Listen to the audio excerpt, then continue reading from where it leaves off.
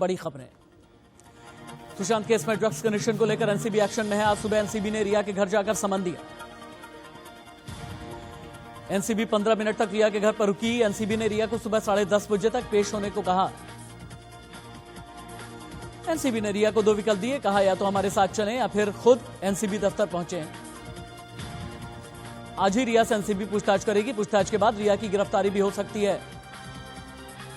रिया से drugs connection मामले में पूछताछ होगी। रिया के घर के बाहर मुंबई पुलिस तैनात। रिया को एनसीबी के समन पर सुशांत की बहन श्वेता ने कहा, गुनहगार अपना गुनाह कबूल करे, सभी दोषियों को सजा मिलेगी। शौविक और सैमुअल मिरांडा को अदालत ने 4 दिन के एनसीबी कस्टडी में भेजा। 9 सितंबर तक दोनों एनसीबी की कस्टडी में रहेंगे। सुशांत केस में शौविक के लैपटॉप से 23 GB डेटा डाउनलोड किया गया। एनसीबी इस डेटा की जांच कर रही है। सुशांत केस में रिया चक्रवर्ती के पिता इंद्रजीत चक्रवर्ती का बयान आया है। कहा, बधाई हो, आपने मेरे बेटे को गिरफ्तार कर लिया। इंद्रजीत चक्रवर्ती ने लिखा कि अगला नंबर मेरी बेटी का है। आपने एक मध्यम वर्गीय परिवार को ध्वस्त कर दिया, लेकिन इंसाफ के लिए सब जायज है। एनसीबी को सैमुअल मिरांडा ने बताया कि वो साल 2019 से सुशांत के लिए ड्रग्स अरेंज किया करता था। एनसीबी दीपेश सावंत को आज अदालत में पेश करेगी। 5 दिन तक कस्टडी में रखने की मांग कर सकती है। सुशांत केस में ड्रग्स कनेक्शन को लेकर शनिवार को एक और गिरफ्तारी हुई। एनसीबी ने सुशांत के स्टाफ दीपेश सावंत को गिरफ्तार किया।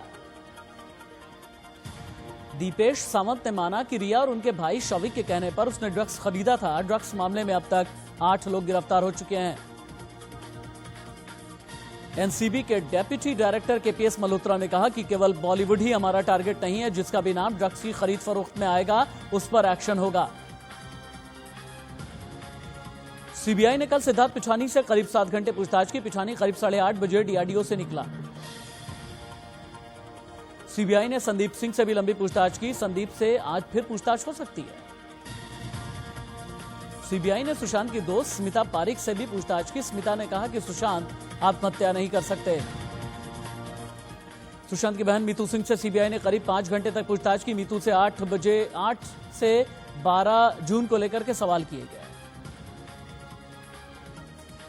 कंगना रनौत ने ट्विटर पर एक बार फिर महाराष्ट्र सरकार पर निशाना साधा। कहा, 2008 में मुझे साइको घोषित किया गया। अब महाराष्ट्र के मंत्री ने बदजुबानी की।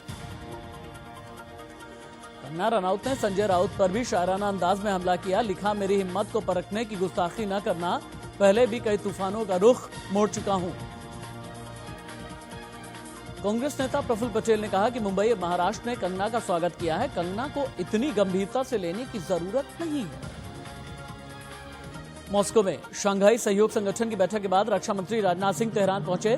तेहरान में राजनाथ सिंह ईरान के रक्षा मंत्री जनरल आमिर हातमी के साथ बैठक करेंगे। अरुणाचल प्रदेश के कांग्रेस विधायक निनोंग एरिंग ने दावा किया कि चीनी सैनिकों ने बॉर्डर इलाके से 5 लोगों को अगवा किया है।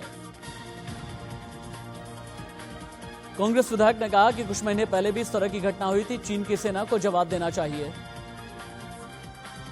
भारत चीन विवाद को लेकर कांग्रेस प्रवक्ता रणदीप सुरजेवाला ने पीएम मोदी पर निशाना साधा। कहा, मोदी जी चीन का नाम लेने से घबराते हैं। जम्मू कश्मीर के कुपवाड़ा में एलओसी पर पाकिस्तान ने फायरिंग की। मोर्टार दागे हमले में एक जवान शहीद हो गया, जबकि 2 जवान घायल हैं। भारतीय सेना के बेड़े में जल्द ही 155 mm शारंग तोप शामिल होगी। अगले 3 साल में 300 शारंग तोप सेना को मिल जाएगी। देश में कोरोना ने एक बार फिर से रिकॉर्ड छलांग लगाई। 24 घंटे में 86,432 नए मरीज सामने आए। भारत में कोरोना से 24 घंटे में 1089 मरीजों की मौत हुई। मौत का कुल आंकड़ा 70,000 के करीब पहुंच गया। अब तक 31 लाख से ज्यादा मरीज ठीक भी हो चुके हैं। देश में अब तक कोरोना के 40,23,000 केस सामने आए। इनमें 8,46,000 से ज्यादा एक्टिव केस हैं। दिल्ली में भी कोरोना की रफ्तार जारी है। पिछले 24 घंटे में कोरोना के करीब 1300 नए केस सामने आए। वहीं 25 मरीजों की मौत हो गई। महाराष्ट्र में कोरोना के अब तक कुल 8,83,000 से ज्यादा केस सामने आ चुके हैं। पिछले 24 घंटे में 20,000 से ज्यादा नए मरीज बढ़े। जबलपुर के डूंडी रेलवे स्टेशन के पास बड़ा धमाका हुआ। धमाके से स्टेशन पर खड़ी ट्रेन ट्रैक पर पत्थरों की बारिश हो गई।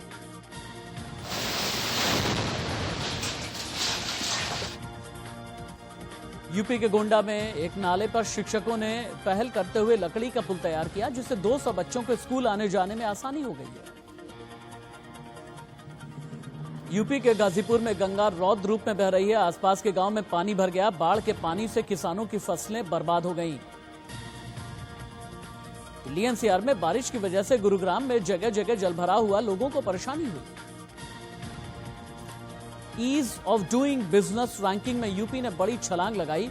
यूपी 12वें नंबर से दूसरे पायदान पर पहुंचा, जबकि आंध्र प्रदेश पहले स्थान पर है। दुनिया भर में कोरोना से अब तक 2,69,00,000 से ज्यादा संक्रमित हो चुके हैं, जबकि 8,81,000 से ज्यादा लोगों की मौत हो चुकी है।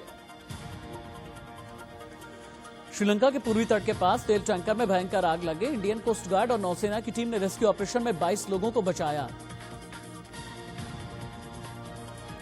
अमेरिकी राष्ट्रपति ट्रंप ने एक बार फिर से भारत की जमकर तारीफ की। कहा, मेरी बेटी इवांका और बेटे को भारत से बहुत प्यार है। मेरे भी भारत से बहुत अच्छे रिश्ते हैं। चीन से दूसरे देशों में जापानीज फैक्ट्री शिफ्ट करने वाली कंपनियों को जापान की सरकार सब्सिडी देगी। चीन की कई कंपनियां भारत आ सकती हैं। जापान के सुशी रेस्टोरेंट में ग्राहकों को लुभाने के लिए अनोखा तरीका निकाला गया। रेस्टोरेंट में बॉडी बिल्डर फूड डिलीवरी कर रहे हैं। आईपीएल 14 का शेड्यूल आज जारी होगा। आईपीएल टूर्नामेंट 53 दिनों तक चलेगा। सभी 8 टीमों के बीच 3 स्टेडियम में 60 मैचेस होंगे। यूएस ओपन में भारत के लिए एक अच्छी खबर सामने आई। रोहन बोपन्ना मेंस डबल्स के दूसरे दौर में पहुंच गए। पूर्व क्रिकेटर वीरेंद्र सहवाग ने एक वीडियो शेयर किया। वीडियो में सहवाग एक बछड़े को झूला झुला रहे हैं।